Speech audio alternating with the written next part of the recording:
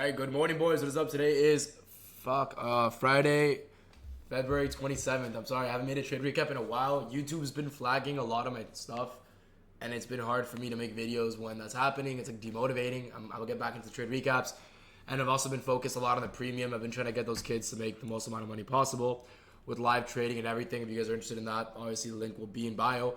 But that's obviously been my main priority right now. So trade recaps are going to be back probably 3 to 4 times a week. I'm trying to also incorporate psychology videos and tutorials also throughout the week, so it's not just trade recaps, so you guys can actually get more value out of what I teach, right? So you guys know what prop firms to trade, etc. All right, coming into market open. Oh, this is the wrong chart. Here we go. Coming into market open, I was bearish. Why was I bearish? Well, look at the 4-hour time frame, right? This is NQ1, right? Coming to market open, I was pretty bearish. 4-hour is bearish, hourly is bearish. We have these lows below us as well that are very intriguing, in my opinion. I really want these to get taken out.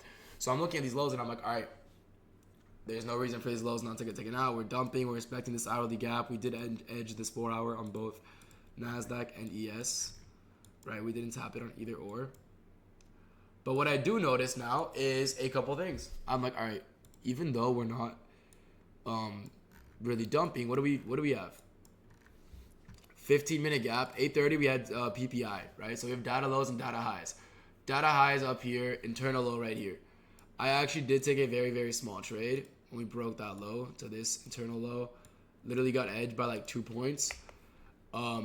Price reverse stopped me out, and then I was looking for shorts the entire day, even when price was pumping. We had data highs aligned with an unfilled 15-minute gap. I see all of this and I'm like, all right, let me look for a short entry, right?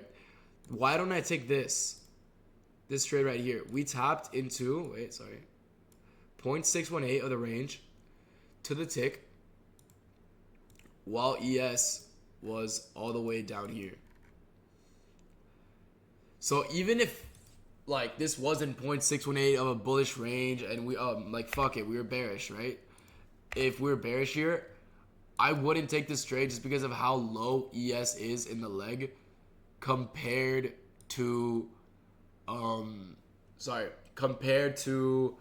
Nasdaq with no actual valid to take profits. Now the second trade I took is very similar. This is the actual trade I took, but you'll notice that in this point in time, we did end up resweeping the highs and got a clear displacement to the downside, targeting what was data lows on ES. We didn't take out data lows on ES. And on top of that, we had an order block. This is where I actually took profits. Order block that was basically just aligned with like 0.705 of the range, right? So I figured, all right, if price wants to reverse, it's going to be when ES takes out data lows and when price taps 0.705 of this range of this range. Yeah, here. With an order block. And we also had an unfilled 5-minute gap right here that we actually ended up respecting. So great take profit. We didn't really have to take this low. As you can see right here, unfilled 5-minute gap resting below price. Price taps this 15-minute unfilled gap, right? So brand new 15-minute gap. We tap into it. Sweep data highs. We end up resweeping the internal high. We push lower. That is a clean displacement to the downside. From there, I just enter literally off that, knowing two things. We have an unfilled 5-minute right here, so obviously break even at the unfilled 5-minute. And I also know we have 0.705 of the range right here waiting for price to take out, while ES wants to take out data lows. So that was pretty obvious in my opinion. We also had an SMT at data highs the entire time, right? So we had a bearish SMT with ES and clear displacement towards an unfilled gap. That was my break even, and then just targeting order block. Today was a pretty discretional day. Today was mainly based on ES. I'm not gonna lie. The way I was trading today was very based on ES. It was very based on, if I was only to trade Nasdaq today, I probably would have taken this. This would have been my Nasdaq. It would have played out too. But this is something I'd usually take on Nasdaq, right? Some shit like this, right? So if this was a Nasdaq kind of day, I would have been like, all right, let me just take a trade based off displacement towards a clear draw on liquidity, but we never got that. What we got was ES just pushing towards the lows the entire time while Nasdaq was trickling upwards. Second trade that I really liked, I still thought we were bearish. I was bearish this entire time. What do I see? Price creates an order block. We open high, low close. We have a 3-minute bullish gap. I tell the Discord while live trading, yo, I'm not taking any more trades. I'm already up for the day. But if this 3-minute inverse is, I wouldn't be opposed for price to push lower. Which, in my opinion, obviously me saying like, oh, if price pushed lower, it would have pushed lower. But if price inversed this gap, I generally believe we would have pushed lower on the day. But not inversing that gap was kind of our sign that, all right, we're actually going to push higher, respect these bullish confluences, and probably aim towards what? We have an unfilled hourly gap. We have London highs, literally aligned with New York PM highs, and we have midnight open, all being pretty strong draws on liquidity, right? So we have all these decent draws on liquidity above us. The higher time frame is overextended. What I mean by that is we came into the market open already sweeping previous day low, which previous day low and previous day high are already usually extreme targets. You'll notice that previous day high and previous day low are always, they're great targets, but they're usually the daily objective. Meaning like we take it out during PM session or like Asia or like some shit like, not Asia, but like late AM to, holy pump. Late AM to PM session we'll take it out because it's just such a large move usually. How many points is that? Nice. Right, but instead we ended up, oh, ES is still like trickling upwards.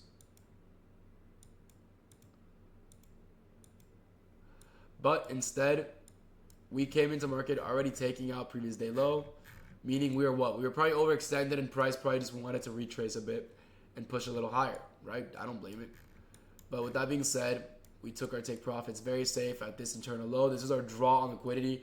But what I actually took was this, targeting that order block. Now, what else could you have taken? If you were bullish on the day, I mean, if you trade inversions, obviously, like I guess this is, no, because there's an inversion there. I don't trade inversions. Personally, I don't think there was many setups.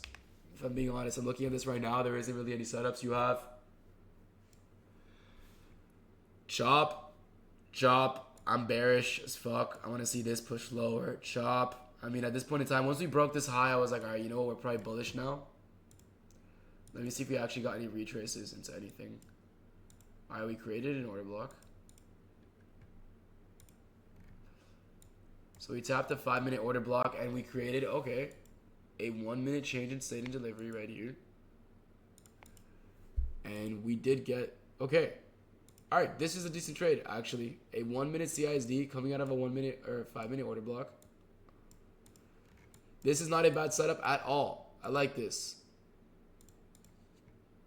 Right? You could have also trilled your stop to make it just a 1-to-1. Could have taken it for negative RR, which is a 0.8. That's not even that shit. That's not good. Or you could have waited for a pullback and respect and then just put your stop below the candle that respected it, which is something that I usually do, right? So you're essentially just catching 25 points off what? You're catching it off price, creating a CISD. What is a CISD? A bullish one is going to be a sweep of sell side and then a candle closure above the last move to the upside before that sweep of sell side, right? And ideally, you obviously want to sweep sell side into a PD array. So what do? We sweep sell side into a 5-minute order block, tap it to the tick. We also respect this 1-minute gap, which I don't really give a shit about. We have this bullish candle, which is barely bullish. We get a candle closure above the body. We don't need the wick. With that being said, you can wait for price to retrace into it. Watch how we respect it, right? Price respects it, and then pushes higher. You could have entered off price pushing higher, targeting that high for a 1 to 1.3 risk reward, or honestly a little more. 1 to 1.3 risk reward, or you could have just entered off. A lot of my students love entering off retraces into it like this for a 1 to 1.4, and that would have played out beautifully, barely in any drawdown, pretty clean setup, right? So that was a cool long. At this point in time, you're breaking all these highs, realizing, dude, there's no point in pushing lower anymore. We already invalidated the 15-minute at this point. We already inversed the 15-minute. There's no reason to respect this one. We have all these unfilled gaps, midnight open. We're actually pushing higher now. Order flow's bullish, right? Unfilled hourly gap above us that we're edging now. Internal high. So this is a good long. Besides that, for the way I trade, really it was just this short here. So this short. Why didn't I take this short? Well, we didn't inverse this. I don't trade inverses anyways. I like to trade with structure. What is structure? Structure means we're getting candle closures below wicks. of candles in the opposing direction, like a bullish wick right here and a candle closure below that bullish wick, breaking structure to the downside. For example, here's an opposing one. You got a swing high, you close above a swing high. I don't like price just, all right, we ripped and we're just wicking lower. Like, that's not nice price action in my opinion. I want to see an actual wicks and order blocks get rejected, not just a fucking diddy candle to the upside and then slow trickling to the downside, right? So with that being said, valid long, short I took. If I held to this low, I would have made so much money. I would have made like 4K per account, but we can't reminisce, all right? I hope you guys all have a blessed day. Oh, only accounts I'm trading, of course, are 3 Lucid 150K flexes. The accounts are dirt cheap right now. They're 50% off if you guys want to grab them. And I did drop a full tutorial on how to use TradeC if you guys are interested in the new platform. So I hope you guys all have a blessed day, and I will see you boys on Monday or for a psych vid tomorrow. Peace out.